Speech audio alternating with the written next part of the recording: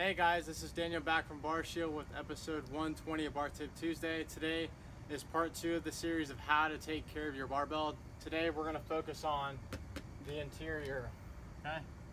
So meaning the inside of the sleeve. So what are we talking about? So specifically we're talking about the function of those sleeves. So you get a barbell from Rogue, Fringe, Eleiko, any of these companies. You're taking them out of the sleeve, they're brand new, right? So you ever noticed they have that oily residue in there? So they're freshly lubricated and oiled up and ready to go. So those sleeves are spinning freely as they were intended. So over time you're gonna have stuff like, dust, chalk, and stuff like that that's gonna get down into the sleeve. Whether that's coming in through the end cap or whether that's coming in where the collar meets the shaft of the bar, and getting down there and starting to get sticky and lock up your sleeves, right? So what do you do for that? So as long as everything is functionally sound inside the sleeve, meaning there's no bent washers or any hardware that's actually damaged inside, then this will be an effective strategy. So this strategy does not require you to remove the sleeve, okay? So does not, like this. So you do not have to remove the sleeve for this option here, okay? So first up, all you have to do is, whether your bar is in a 9-bar holder or if you have a 45-pound bumper plate, something thick to stabilize the bar in a vertical position, okay?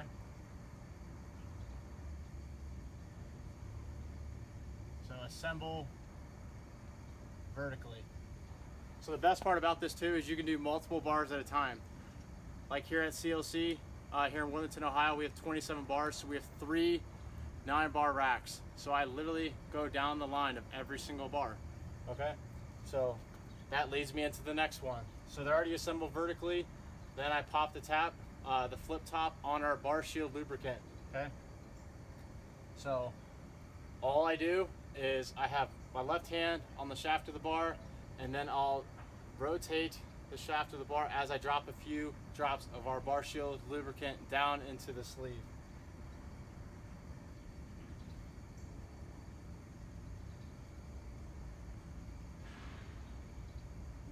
All right.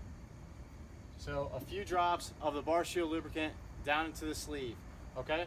So all you're gonna do is you're gonna go down the line, whether you have 5 bars, 10 bars, 30 bars, whatever it is, okay?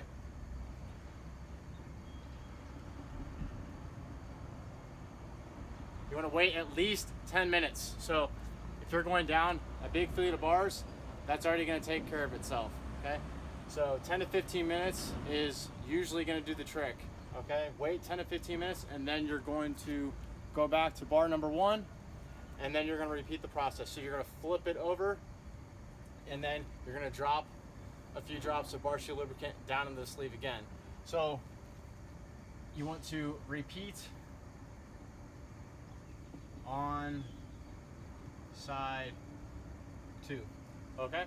So waiting 10 to 15 minutes is going to allow the lubricant to go to work. It's going to diffuse down into the sleeve. It's going to lubricate those bushings or the bearings, whichever type of bar you have. Bearing bars typically are going to require less maintenance. The bushing ones, so like the easiest one to point out, just because I have one myself, is a Rogue 2.0, or a Rogue Ohio bar.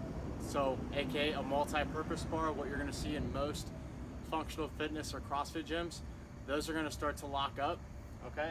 So this is an easy and effective way that does not take up a lot of time. So you can do this based on how much your bars get used and what kind of climate you live in and where your bars are stored, is going to depend on how often you service your barbells, okay? So it could be, a bi-weekly thing, it could be a monthly thing, it could be a quarterly thing, or a semi-annual thing. So it really just depends. So use your best judgment.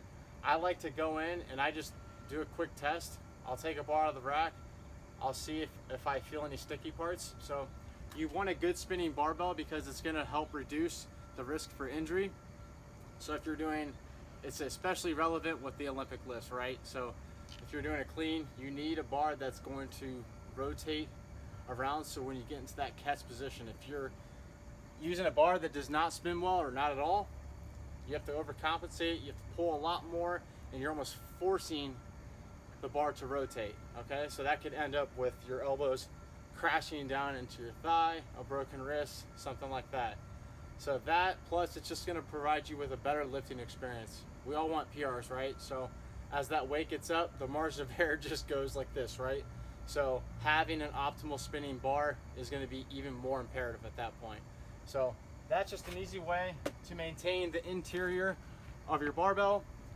If you are a mechanically savvy person and you do feel comfortable taking the sleeve off, it is more time expensive. Maybe it's something you do once a year, twice a year, maybe, but usually it's not necessary. So if you are gonna do that, make sure you consult with your manufacturer first, just to avoid the issue of voiding your warranty, okay? So just keep that in mind, okay? If you have any other questions, feel free to hit us up on Instagram or info@barshieldUSA.com, and we'll see you next week. Thanks.